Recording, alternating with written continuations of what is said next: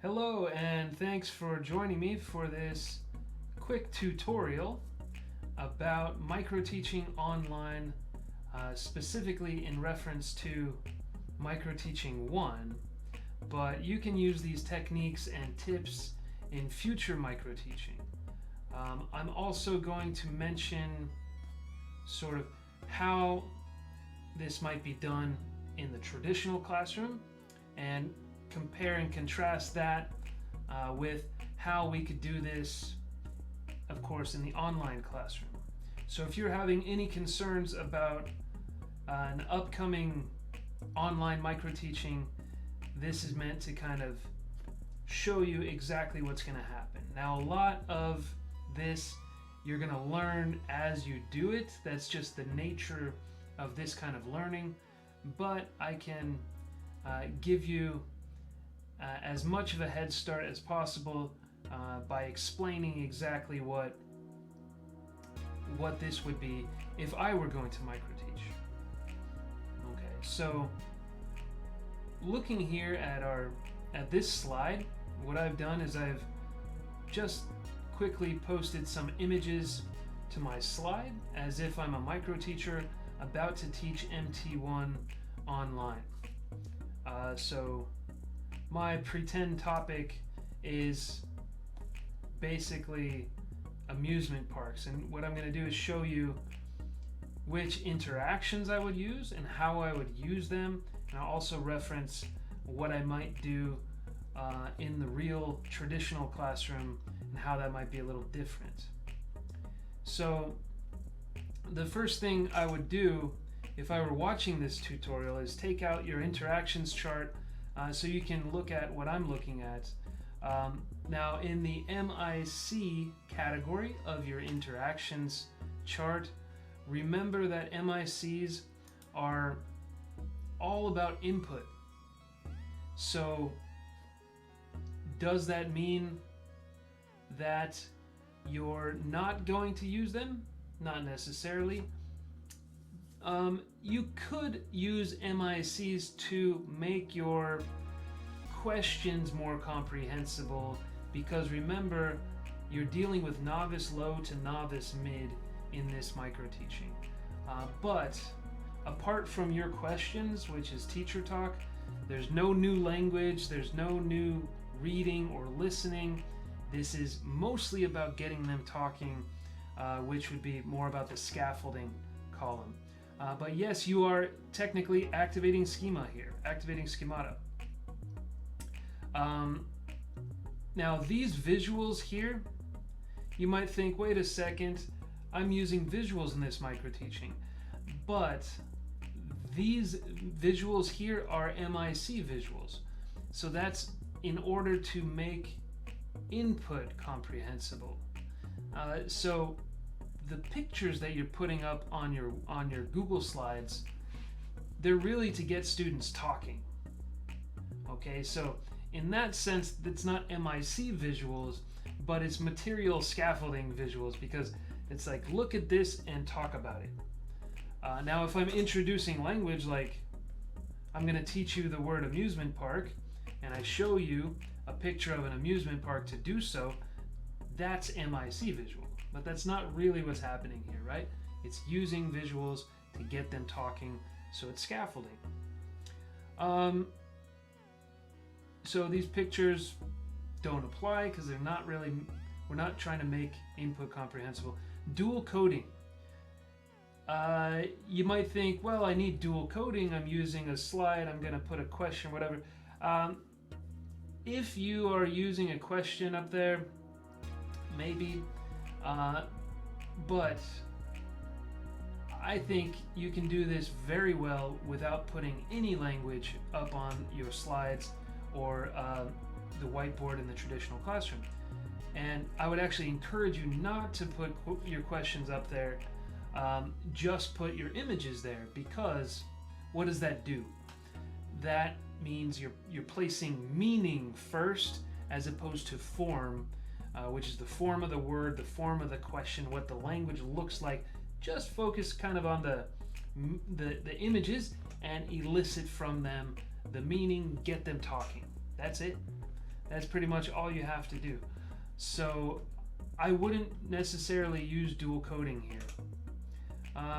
And all this stuff is again for new input, so I wouldn't do it. I've circled this category, so rephrasing key language. That would be if you want to give your questions a little rephrase to make sure that your students understand. And with novices, I'd encourage that. Now, don't go wild with elaborating because they are novices, but something like, what's your favorite ride in the amusement park? Which ride do you like? You know, that kind of rephrase could be useful. All right, so you might have some of this down there with your questions, but again, if you're using MICs, it's just to make your questions understandable. How about this column? Now, what you're looking at is a scaffolding column, and then feedback, positive reinforcement, and in the middle, there are a number of questions. I'm going to cover those questions at the end, but no, they are not on my whiteboard or my Google slide that students are going to see.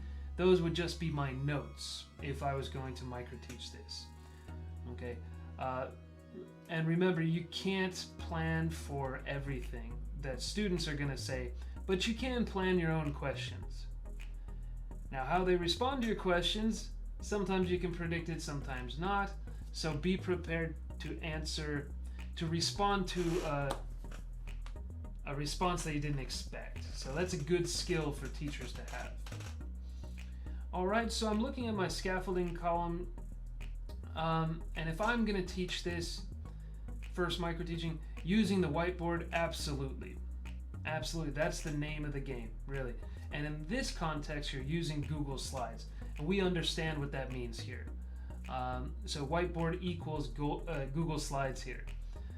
Written text, notice I have not highlighted that because I don't encourage you to use written text here. Image alone should be enough to get them talking. Using visuals, of course, you can do this with just visuals. Manipulatives, I mean, manipulatives are usually, there's something you can handle, and they're used for grammar practice, they're used for a number of things. I'm not going to use them in my microteaching. If you find a way to get them talking about what they already know using some kind of manipulative, you're free to do it, but I would keep it simple. All right, verbal scaffolding. So remember, this is what students are doing with language. So repetition, that would be if I say repeat after me, da da da da da da da, right? I don't think I'm going to do that here because I'm going to keep my questions kind of easy, and we're not practicing new language or anything, so they should pretty much know enough to ask each other questions. Answering individually, when you're teaching online, you're going to do a lot of answering individually, asking students by name, and that's fine. That's really useful. But you don't want to do only answering individually. Next, we have S1, S2 questions. Whether you're online or in person, you can ask S1, S2 questions quite easily. And all that means is asking one student to ask the question to someone else. And that's so useful because students, as we've said before, students don't always get that kind of practice. They get a lot of practice of answering. Their teachers are always asking them questions, but very rarely in most classrooms are they really asking the same questions to others. So it's very useful practice. I would do it here. Giving opinions depends on your topic. Maybe there's something they can give a little opinion about. Some people think, do you like soccer is an opinion question, but yes, I think that's opinions usually for me. It implies something a little bit more thought out than yes, I like it or no, I don't, but that's just me. Personalizing. You'll notice I have that highlighted and underlined because all this is personalizing. It's mostly personalizing. So you're getting students talking about what they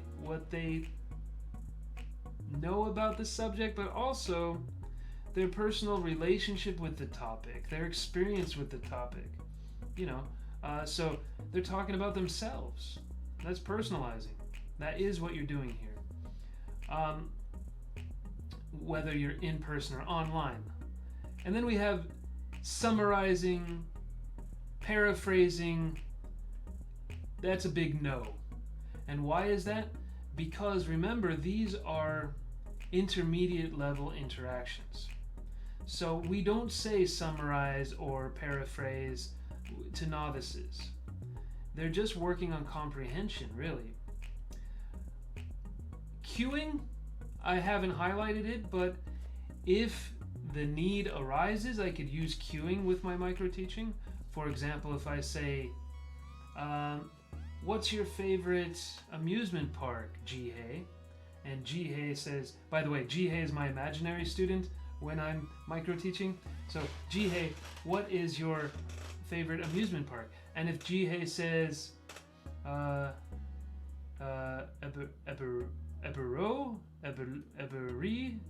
I might say Eberlin, and I'm cueing for that last syllable. So it could happen, but I don't know.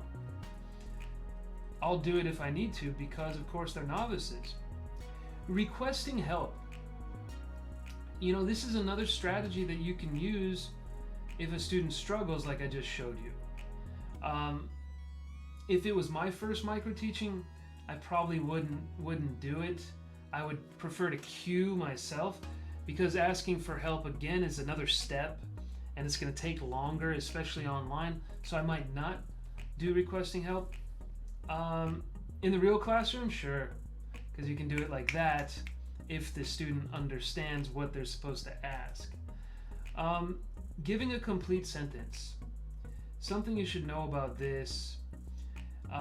This is good to push novice high up into intermediate, or an intermediate low that's forgetting to do this. You ask for a complete sentence and they can produce it.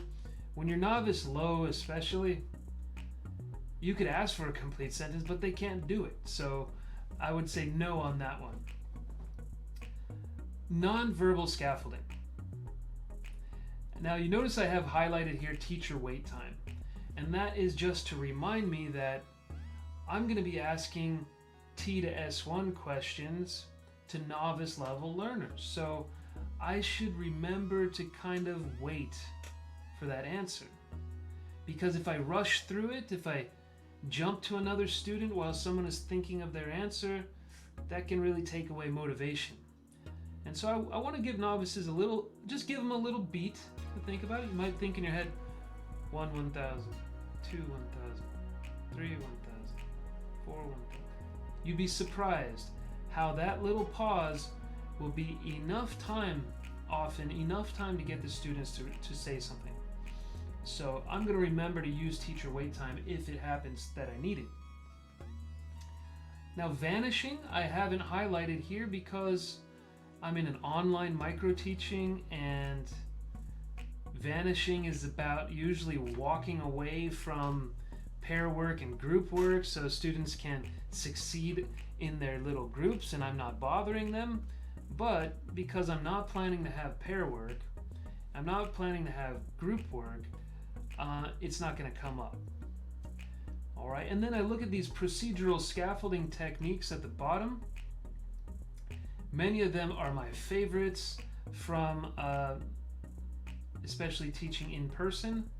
Model to practice, I would say you can do that online, but in this task, I don't really see that it's going to be necessary, because model to practice is usually if you want them to use new language or you want them to ask a question that they're unfamiliar with, you model it first.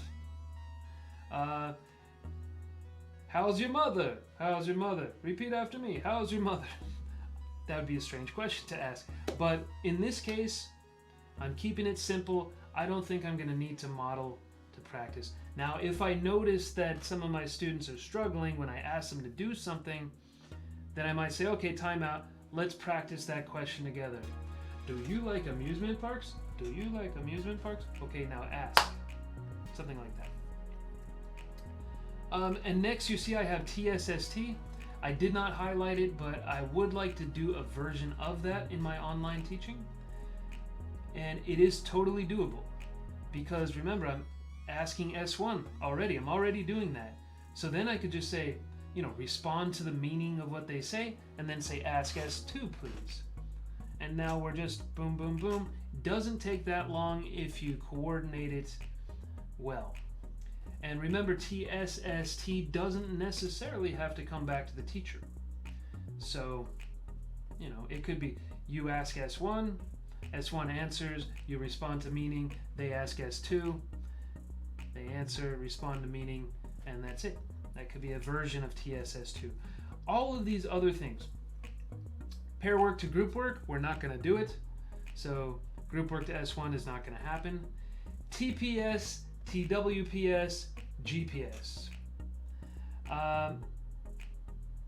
Well, especially TPS and TWPS, because that T means think, and I just don't think my questions are going to be really like thinkers.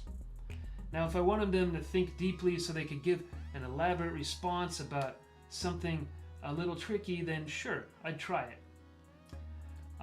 But not activating schema. GPS. Well, again, we're not doing group work. We're not doing pair work. And guiding to complex? No, simply because that is another intermediate level interaction. So it would not fit here for these guys. All right. Now if I jump over to the column on the right, I've got my feedback and I have my positive reinforcement and eliciting. Now notice all of this whole corrective feedback is just X'd out, and the reason for that is when you're peer correcting, self-correcting, direct correcting, first of all, we haven't discussed it by the time we do MT1, and second of all, those error correction techniques, they're about getting students to speak accurately, and if they make mistakes, we jump in there and we intervene, and we use one of these to guide them to use the right form. But that's not really what this stage is about. This stage is just talking about what you know. So if you're personalizing and I correct your grammar, then that's going to really take away your motivation, and it's not the point of what we're doing here. So keep that in mind. Down here in positive reinforcement, the only one I've highlighted is responding to meaning, and I'll tell you why. Complimenting is fine. Good, good, good, good job, good job, good job. I mean, it's fine if you don't overdo it, but it's not very meaningful, and we're not really looking for right answers and wrong answers, so it doesn't really fit if you're like, yes, good job. They're just talking to you, right? Same thing with productive praise. Productive praise is describing how well they did something, and like good job summarizing the reading or whatever. I'm not really talking about meeting the objectives of the lesson with these guys. We're just having a chat, right? So responding to meaning is what I intend to do, because when I ask them the question, I'm personalizing. No right answers, no wrong answers. I talk to them like a person. Oh, that's cool. I like Everland myself. I went there when I was way too old to be on a roller coaster. Whatever, just respond to them. We then have eliciting. Eliciting, remember, is this kind of overall category that it's anytime we get the students to say something. So I can elicit vocabulary. I can elicit a sentence. I can elicit opinions and experiences and all the stuff that we're doing here. So there's going to be a lot of eliciting. So let me take you through kind of how I would do this. Now, of course, my topic is amusement parks. So first thing I do, I show these pictures and I say, you know the magic question by now, what do you see in the picture? What do you see in the picture? I might say it twice. That's an MIC. And if it was a traditional classroom, this one is perfect for ask your partners. Because when you say that, then they're all talking to partners. Everyone gets a chance to speak. And then I call on one person and they're ready to tell the whole class. Now, if you compare that to asking one student immediately with no time to practice, especially with novices, you know, it could make them nervous. It can make them put them on the spot. So I like to let everybody have a chance to practice before picking one. That's in the traditional classroom. I mean, I've seen teachers do a big whole class discussion in a one big Google Meet. Everyone ask what do you see in the pictures? And then I call on one person, but that's kind of chaos because you don't know who's asking who and you don't know. So I avoid that. So for this one, MT1 online, it's fine if you just say, you know, gee, hey, can you tell me what do you see in the pictures? Now remember, the goal is also to go from general to specific. So what might happen is a student might say something kind of specific, like they might start telling you vocabulary, like, oh, roller coaster, castle, water slide, whatever, and that's fine. You know, they're answering your question, and so I say, yeah, I might even write that up there so they can see what the word looks like. But I'd want to guide them kind of quickly to that general topic. So what's a word that we can use for all of this to kind of get them to say amusement park? Now, so I've done that T to S1, and keep in mind, in my head I'm thinking I need closed questions and open questions, display questions, referential questions. Usually we start with closed and move to open. It just kind of makes sense. Get them saying a little, get them saying a little more. Display to referential, usually, I mean, you can do it any way that fits. It's not a rule that always has to be followed, but it's a good thing to think about. Something I know, something I don't know. Kind of usually goes that direction. You know, do whatever fits for you. So after amusement parks, I might ask another student, does everyone like amusement parks? Everyone? And you know, if they struggle with those words, I could say, does mom like amusement parks? Dad? Grandma? Grandpa? Does everyone like amusement parks? Right? And so S2 is probably gonna say, ande? Halmoni Margot. It might say something like, grandma no like amusement park. Okay. My grandma doesn't like amusement parks either. Let's think about that. S3, why do some people not like amusement parks? Ooh, I might rephrase that a little. Grandma doesn't like Everland? Why not? All right, and it might say, Grandma's scared, Grandma older. And I say, okay, that can be mean in English. Grandma is a senior citizen. Okay, and then can you ask S4 the same question? Respond to meaning can you ask S5 and so on. So that's one way I might approach it online. And again, thinking about display to referential questions, I might say something like, S4, what can you see? What can you see in an amusement park? And remembering that they're novices, now I probably want to bring up some of these MICs just in case with my questions. What do you see? What do you see in an amusement park. If they understand it easily, they can talk about their experience. If they don't, then your clues, your cues, your gestures, your body language should guide them to at least tell you something from the picture. Now we're kind of a little specific thing, right? So I see castle. Oh, do you like castles? So I'm responding to meaning. Do you know a good castle? I'm responding to meaning. Okay, and then we just said, what can you see? Same student, S4. Can you ask S5?